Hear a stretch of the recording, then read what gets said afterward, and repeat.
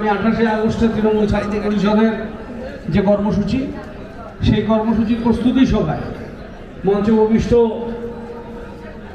রাজ্য তৃণমূল ছাত্র পরিষদের সভাপতি ভাতৃপ্রতিম তৃণাঙ্কুর ভট্টাচার্য, জেলা তৃণমূল কংগ্রেসের চেয়ারম্যান বীরেন্দ্রনাথ বর্মন, আমাদের জেলার ভাইস প্রেসিডেন্ট এবং জেলা পরিষদের সহকারী সভাধিপতি আব্দুল জলিল আহমেদ, শাখা সংগঠনের জেলা সভাপতিরা, বিবিধ নেতৃত্বরা, মিউনিসিপ্যালিটি ভাইস চেয়ারম্যান, অন্যান্য কাউন্সিলররা সভায় উপস্থিত ছিলেন। এর আগে জগদীশ বর্মা বসুনিয়া সভাধিপতি, সকলকে শুভেচ্ছা এবং অভিনন্দন জানাই। যে কথা তৃণাঙ্কুর বলেছে, তারপরে তৃণমূল ছাত্র পরিষদকে আগামী নতুন করে 28 আগস্ট কর্মসূচি নিয়ে আমার বিশেষ কোনো বার্তা নেই। তোমাদের সকলকে যেতে হবে, সেই প্রস্তুতি তোমরা গ্রহণ করো। সময় অনেকটাই হাতে আছে। আজকে মাত্র 28 তারিখ, না 29, পুরো 1 মাস আমাদের হাতে। তাই জন্য সকলে প্রস্তুতি নাও। তৃণমূল ছাত্র পরিষদের প্রোগ্রামে বা তৃণমূল কংগ্রেসের যে কোনো কর্মসূচিতে কুচবিহার থেকে বরাবরই প্রচুর দলীয় কর্মী সমর্থকরা আমরা কলকাতায় অ্যাটেন্ড করি, এবং সর্বশেষ যেটা কর্মসূচি ছিল 21শে জুলাই, আমরা কলকাতার আশপাশের বহু জেলাকে আমরা অতিক্রম করে ফেলেছি আমাদের সমাগম দিয়ে। তার জন্য আমাদের নেত্রী এবং আমাদের নেতা মাননীয় মুখ্যমন্ত্রী শ্রীমতী মমতা বন্দ্যোপাধ্যায় এবং অভিষেক ব্যানার্জি, তারা দুজনেই কুচবিহারের এই অ্যাটেন্ডেন্সে তারা খুশি হয়েছেন। আমি বিশ্বাস রাখি আগামী 28শে আগস্টে তৃণমূল ছাত্র পরিষদ যাতে এই রেকর্ডটা ধরে রাখে। একটা সংকটময় পরিস্থিতি, যারা ছাত্র আন্দোলন করেন তাদের প্রত্যেকে একটু অবহিত হওয়া দরকার। সামনে কলেজের নির্বাচন আসছে, বেশিরভাগ তৃণমূল ছাত্র পরিষদ কর্মীদেরই ছাত্র সংসদ নির্বাচনের মোক্ষম কোনো জ্ঞান নেই, কারণ তোমরা নির্বাচন পাও না। তাই নির্বাচনের কি কি ধরনের অসুবিধা, কি কি ধরনের পরিস্থিতির সম্মুখীন হতে হবে, সেটা নিয়েও তোমাদের পরিষ্কার ধারণা নেই। যতটা বেশি ধারণা পরিষ্কার হবে, আমি মনে করি ততটা বেশি ম্যাচিওর স্টুডেন্টস লিডার হবে। আজকে সবাই ছাত্র নেতা, কিন্তু পরিপক্কতার অভাব। আর ছাত্র সংসদ নির্বাচন হচ্ছে এমন একটা পদ্ধতি, যে পদ্ধতি অতিক্রম করার পর একটা সম্পূর্ণ ছাত্র নেতা তৈরি হতে পারে। যে ছাত্র নেতা কলেজের দেওয়াল লিখন জানবে, যে ছাত্র নেতা পোস্টার লিখতে জানবে, যে ছাত্র নেতাকে বুকে সাহস রাখতে হবে, যে ছাত্র নেতাকে আরেকজন ছাত্রকে উদ্বুদ্ধ করবার জন্য তার ভেতরে শিক্ষাও থাকতে হবে, যে ছাত্র নেতাকে কলেজে ভোট পেতে গেলে ক্লাসরুমে ক্লাসও করতে হবে, যে ছাত্র নেতাকে শুধু স্টুডেন্টস ইউনিয়নের রুমে ইলেকশন আর ফাংশন আর ওই অ্যাডমিশন, এই তিনটা সময়ের মধ্যে আবদ্ধ থাকলে হবে না, যে ছাত্র নেতাকে নিজের ক্লাসটা করতে হবে এবং টিচারের ক্লাসটাও করতে হবে এবং টিচার্স কাউন্সিলের সাথে অনেক বেশি কানেক্টেড থাকতে হবে। তাই পরিণত ছাত্র নেতা ছাত্র সংসদের মাধ্যমে উঠে আসতে পারে। তাই তৃণমূল ছাত্র পরিষদ ছাত্র সংসদ নির্বাচনের জন্য আমরা অপেক্ষায় আছি। যে কথা তৃণাঙ্কুর বলেছে, না বাংলার কোনো বিশ্ববিদ্যালয়ে তৃণমূল ছাত্র পরিষদের বাইরে কোনো সংগঠন জিততে পাবে, না বাংলার কোনো কলেজে তৃণমূল ছাত্র পরিষদের বাইরে কোনো জিততে পারে। কারণ হচ্ছে এটা বাঙালির ভোট হবে, এই ভোটটাই হবে বাঙালি। কারণ বাঙালির আত্মসম্মানে আঘাত করেছে যারা অবাঙালি রাজনৈতিক দল, যারা বাংলার বাইরে থেকে বিভিন্ন রাজ্য থেকে বাংলার এখানে যারা বদমাশি করছে। সর্বশেষ যেটা দেখতে পেলাম আমাদের পার্শ্ববর্তী আসাম, যখন মমতা বন্দ্যোপাধ্যায় ঘোষণা করেছে এনআরসি এখানে হবে না, পশ্চিমবঙ্গে ছাত্র নেতাদের সম্ভব জ্ঞান থাকা দরকার যে আমরা কতটা অনিশ্চয়তার মধ্যে দাঁড়িয়ে আছি। হঠাৎ করে আপনার পরিবারের কোনো সদস্য বা কোনো আত্মীয়র কাছে যদি এনআরসির নোটিশ যায় আসাম রাজ্য থেকে, যে আপনি আপনার সেই আত্মীয় বা নিকট পরিবারের সদস্য বাংলাদেশ দিয়ে ঢুকেছেন আসামে, তারপরে কুচবিহারে এসে বসবাস করছেন। এবার আমি এমন একটা পরিবারকে নোটিশ পাঠাবো যে কিনা উত্তম কুমার প্রজাবাসী কুচবিহারের স্থানীয় রাজবংশী পরিবারের ছেলে, যে গত 30 বছরে আসাম কখনো যায়নি, তাকে আসাম সরকার নোটিশ পাঠিয়েছে, সে আসাম রাজ্যে ঢুকেছে বাংলাদেশ থেকে। এনআরসি নোটিশ পাওয়ার পর যখন কিনা আসাম ট্রাইব্যুনালে, যেখানকার ফরেনার্স ট্রাইব্যুনাল কোর্টে সমস্ত ডকুমেন্ট সাবমিট করার পরে আসাম সরকার বলছে তোমার ডকুমেন্টে আমি স্যাটিসফাই হলাম না। এবার উত্তম কুমার ব্রজবাসীকে দিন গুনতে হচ্ছে, তাকে আসামের ডিটেনশন ক্যাম্পে পাঠিয়ে দেওয়া হবে। ডিটেনশন ক্যাম্প মানে কি? একটা বিকল্প জেলখানা, যেখানে মানুষ শুধু ভেতরে থাকবেন, যে ভেতর থেকে কোনোদিন বেরোতে পারবেন না, অথবা জেসিপি দিয়ে কাঁটাতারের উপরে ফেলে দেওয়া, যেটা মোদীর সরকার চালু করেছে। এটা রাজবংশী সমাজের মানুষ।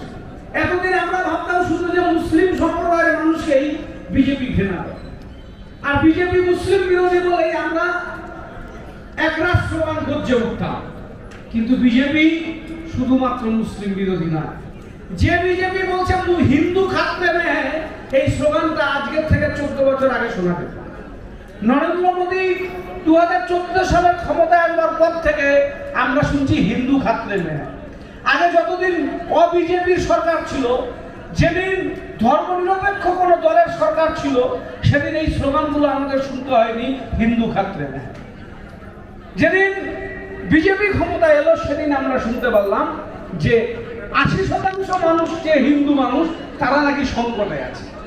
আমার 80% মানুষকে ভয় দেখানো হচ্ছে বাকি 17% মানুষকে দিয়ে, যে তোমরা তো তাদের জন্য সংকটে আছো। আজকে এই ভয় আর ভীতির পরিবেশ তৈরি করে দিচ্ছে, যখন কিনা দেশে হিন্দুর সরকার তৈরি করেছে আরএসএস। দেশে যখন ধর্মনিরপেক্ষ সরকার, সেদিন সংকট হলো না, যেদিন দেশে হিন্দুর সরকার বসলো, সেদিন হিন্দু পক্ষাত্রে মেয়ে।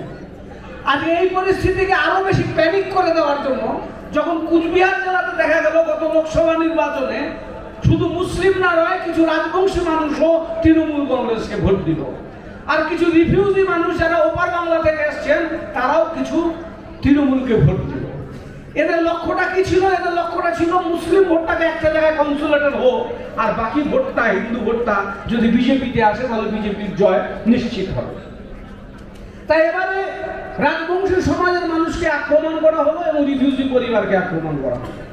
রাজবংশী পরিবারের ওই উত্তম কুমার ব্রজবাসী হচ্ছে একটা উদাহরণ, একটা এক্সাম্পল, যে প্রত্যেকটা রাজবংশী সমাজের মানুষ সতর্ক হয়ে যান, যাতে আমি আপনি ভয় পেয়ে এলাকার কোনো বিজেপির নেতাকে বা বিজেপির কোনো এমএলএ কে গিয়ে ধরি আমাকে বাঁচাও।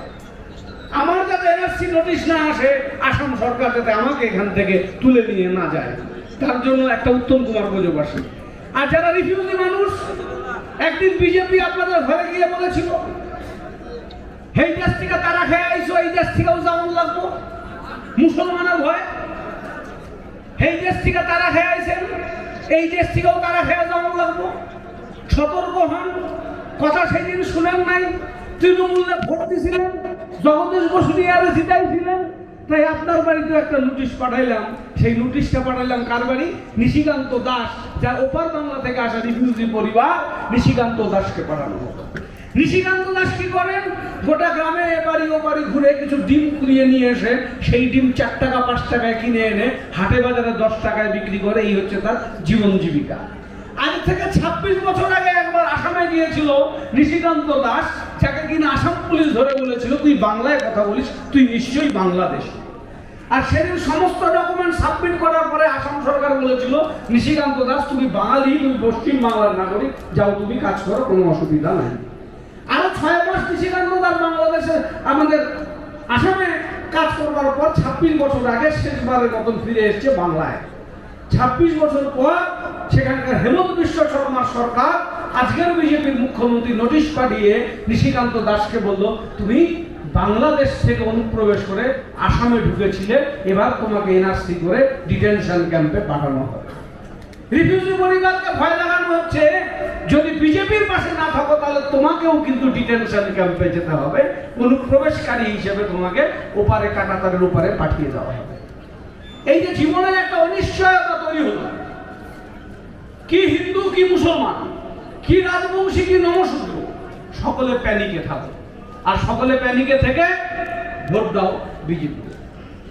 এরা মন্দির আর মসজিদের রাজনীতি দিয়ে এসছে। ছাত্র নেতা যারা হবেন তাদেরকে সম্পূর্ণ নেতা হতে হবে, আংশিক নেতা হতে হবে। সার্বিক এবং সম্পূর্ণ নেতা হতে গেলে পরে রাজনীতির এই বিষয়গুলোর ভেতরে তোমাদেরকে ঢুকতে হবে। ছাত্র পরিষদ মানে 10টা মোটর সাইকেলে 3 জন মিলে 30 জন মিলে ঘুরে বেড়ালাম। কলেজের গেটে যখন ঢুকলাম আমাকে দেখে বললো এই দেখ এসছে হিরো। হ্যাঁ, আর কলেজে নবীন বরণ উৎসব সেদিন সব থেকে সুন্দর জামা কাপড় পরে এসে পারলে নতুন একটা জামা কিনে নিয়ে এসে নতুন ফ্রেশার সোজা, তার সাথে আগামী 2 বছর আমরা চলবে পেছন।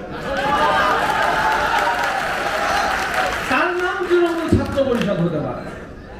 তৃণমূল ছাত্র পরিষদের নেতা যে হবে, আমি জানি এরকম টাইপ ক্যাডার কর্মীরা আছে, এরকম টাইপ কর্মী 80% হতে পারে, কিন্তু নেতা একজন হবে, যে নেতা হবে বিচক্ষণ, যে নেতাকে কিছু ত্যাগের মাধ্যমে উঠে আসতে হবে, যে নেতাকে ভালোবাসতে হবে সব মেয়েদের হবে, সব মেয়েদেরকে স্নেহের দৃষ্টিতে, বোনের দৃষ্টিতে, দিদির দৃষ্টিতে দেখতে হবে, সে হবে ছাত্র নেতা। যে ছাত্র নেতা হবে, ছাত্র নেতা বেলা 1টার পরে কলেজে আসেন, কারণ ছাত্র নেতা 10টা পর্যন্ত ঘুমায়। 1টার পরে কলেজে আসার পর ছাত্র নেতা 3টা পর্যন্ত ক্যান্টিনে আড্ডা মারেন, আর 4টার সময় বান্ধবীকে বলেন 12 নম্বর রুমে আসিস।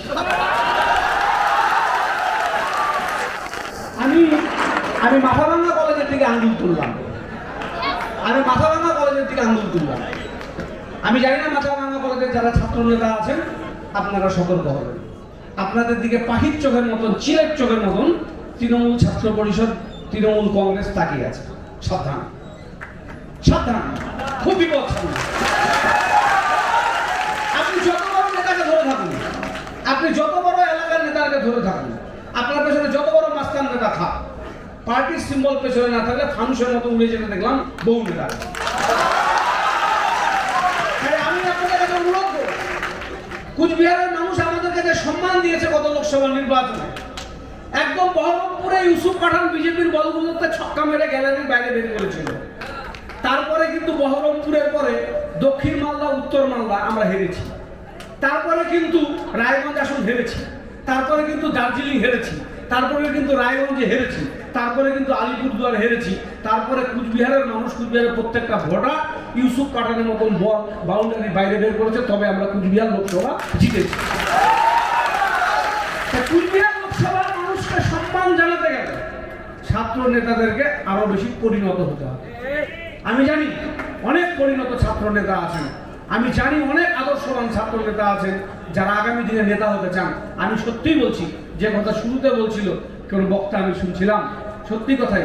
আমি যেদিন ক্লাসরুমে ক্লাস করতে গিয়েছিলাম, কলেজটা এসএফআই ছিল, কলেজটা সিপিএম ছিল, সেদিন আমাদের বুকে আমাদের নেতারা বলতো 1970-এর 17ই মার্চের কথা।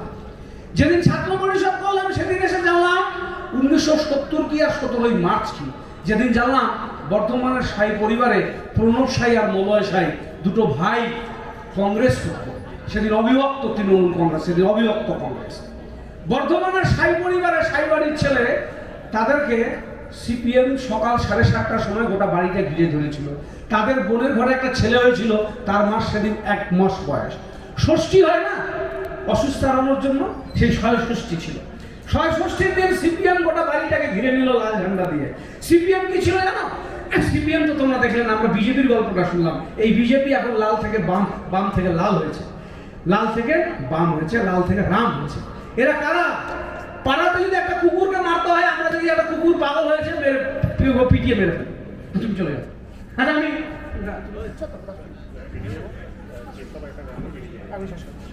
সিপিএম কি করতো? একটা কুকুরকে যদি মারতে হতো তাহলে ওরা আমাদের মতন ডানপন্থী বুদ্ধিতে হঠাৎ করে পাগলা কুকুরকে মারতো না। ওরা একটা সুস্থ কুকুরকে মারতো তো 1 মাস আগে থেকে বলতো ওই সাদা রঙের কুকুরটা পাগল হয়েছে। গোটা গ্রাম জানতো সাদা রঙের কুকুরটা পাগল হয়েছে। 1 মাস ধরে প্রচার হওয়ার পর 1 মাসের মাথায় গিয়ে একটা সুস্থ কুকুরকে মেরে ফেলতো আর বলতো পাগলা কুকুরটাকে সিপিএম মার। এই ছিল সিপিএম। সাইবাড়ির হত্যাকাণ্ড কি ছিল? কংগ্রেস করতো বলে গোটা পরিবারটাকে ঘিরে নিয়ে তারপরে 2 ভাইকে সেদিন সেখানে খুন করলো, প্রণব সাইকে আর তার ভাই মলয় সাইকে। তার মা একবার করে বড় ছেলের দিকে, একবার করে মেজো ছেলের দিকে ছুটে ছুটে যাচ্ছিল ছেলেটাকে বাঁচাবার জন্য, আর তার জন্য ছেলেটা জল চাইছিল। যখন মা ছুটে গিয়ে জল নিয়ে আসছিল, তখন ওই মাকে হাঁড়ি থেকে সাদা ভাত বের করে রক্তটা ছেলে মিশিয়ে দিয়ে মায়ের মুখে ওই ভাতটা ঠুকিয়ে দিয়েছিল। তার নাম সিপিএম, যে সিপিএমের হয়ে চিৎকার করছে আজকে কিছু বামপন্থী ডিওয়াইএফের নেতা এবং নেত্রী, যিনি মুখে গালি আর গালিগালাজ করে বক্তব্য করছে মীনাক্ষী মন্ডল। নীতি আদর্শ নেই। যাই হোক, আমি আমার বক্তব্য দীর্ঘায়িত করি না। একটাই কথা আমার, সমস্ত কলেজ ইউনিট এবং ব্লক আপনারা আজকের এই মুহূর্ত থেকে সজাগ হয়ে যান। আপনাদেরকে প্রচুর সংখ্যক ছেলেমেয়েদের নিয়ে উপস্থিত হবে। ৬,০০০ অতিক্রান্ত হয়ে ৭ হোক ৮ হোক, ৬,০০০-এর নিচে যেন ৬টা ছেলে কম না যায়, এটা হচ্ছে আমাদের এই টার্গেট ফুলফিল করতে হবে। আর আমাদের ব্লক তৃণমূল কংগ্রেসে যারা নেতা আছেন, পঞ্চায়েত সমিতির সভাপতি আছেন, তাদের প্রত্যেকে আমরা বলে দিচ্ছি, তোমাদের স্টেশনে এসে গাড়ি নিয়ে পৌঁছানোর জন্য, অঞ্চল থেকে ছেলেরা আসবে, কলেজ থেকে ছেলেরা আসবে, তাদেরকে গাড়ি নিয়ে স্টেশনে পৌঁছে দেওয়া, এবং মোটামুটিভাবে আঞ্চলিক স্তর থেকে যারা ছাত্র নেতারা আসবেন তাদের হাত খরচার জন্য কিছু ব্যবস্থা তারা করে দেয়। তোমরা নিশ্চিন্তে যাও, ভালো থাকো, সকলকে শুভেচ্ছা এবং অভিনন্দন জানাই ত্রিয়াঙ্কুর ভট্টাচার্যকে, যে দীর্ঘদিন ধরে বাংলাব্যাপী এই ছাত্র আন্দোলনকে তিনি ধরে রেখেছেন, ছাত্র পরিষদ, তৃণমূল ছাত্র পরিষদকে তিনি উদ্ধৃত রেখেছেন। প্রত্যেকে ধন্যবাদ, শুভেচ্ছা অভিনন্দন জানিয়ে আমাদের গায়ক এসছে এসব, যে আমাদের সকলের একটা প্রিয় গান সে গেয়েছে, সেটা তো শুনবোই। আর